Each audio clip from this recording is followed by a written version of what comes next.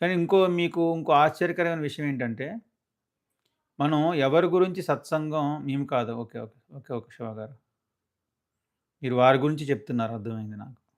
అర్థమైంది. ప్రయత్నిస్తాను. స్వామివారి దయ అలా ఉంటే అలా చేస్తాను. మీరు చెప్పింది నేను నోట్ చేసుకున్నాను.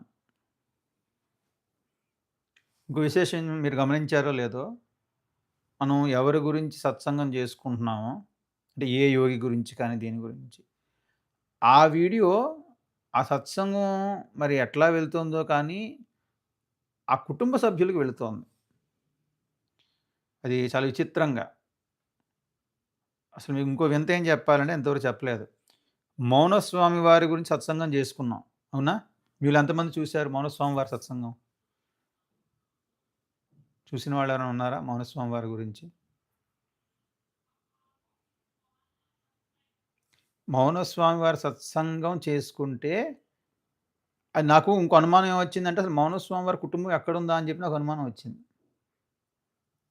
ఆయన ఎప్పుడో చిన్నప్పుడు ఎళ్ళిపోయారు. కుటుంబాన్ని విడిచిపెట్టేసేసి మౌనస్వామి వారు. వారి కూతురితో చెప్పి, పెద్ద కూతురితో చెప్పి,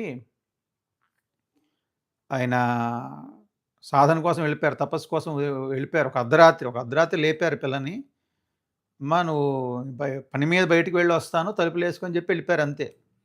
ఆ వెళ్ళిపోవడం ఆయన ఇంకా ఉత్తర భారతం తిరగడం, అటేపంతా తిరిగి మునీంద్ర కుమార్ గారు చూశానని చెప్తున్నారు. ధన్యవాదాలండి. అట్లా ఉత్తర భారతం అంతా తిరిగి ఎక్కడెక్కడో తపస్సు చేసుకొని కుర్తాళం తిరిగొచ్చారు. అసలు వారి కుటుంబం ఎక్కడుందో తెలీదు నాకు. ఎందుకంటే వారికి ఇద్దరు కూతుళ్ళు, ఒక కొడుకు నాకు గుర్తుండి.